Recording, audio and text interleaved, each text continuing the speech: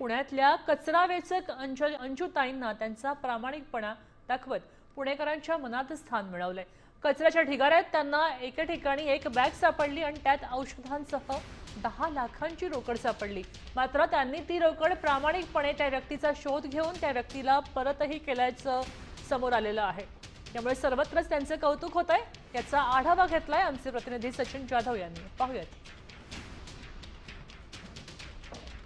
मध्ये कचरा गोळा करणाऱ्या आणि घरोघरी जाऊन खरं तर कचरा गोळा करणाऱ्या ह्या अंजू माने आहेत। यांच्या बाबतीत एक घटना अशी घडली की यांना आज कचरा गोळा करताना एक बॅग सापडली आणि या बॅगमध्ये थोडके नाही तर जवळपास 10 लाख रुपयाची रक्कम जी आहे ती यांना मिळाली आणि त्यानंतर त्यांनी प्रामाणिकपणा दाखवत ती परत केली। नाही काय कचरा गोळा करत होते ना, तिथे सोसायटी झाडात आलते, कचरा बिचरा सगळं टाकला ह्याच्यामध्ये।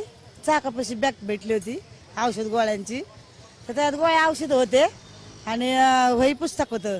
म्हणजे आपला एक मुलगा आपले ना का ते लाईनच आहे ना सगळी मेडिकल लाईन, मग त्याच्यामध्ये मी त्या मुलाला बोललं, म्हणलं हा काही मेडिकल लाईनची बॅग पडली पण मला माहितच नाही त्यात पैसे म्हणून।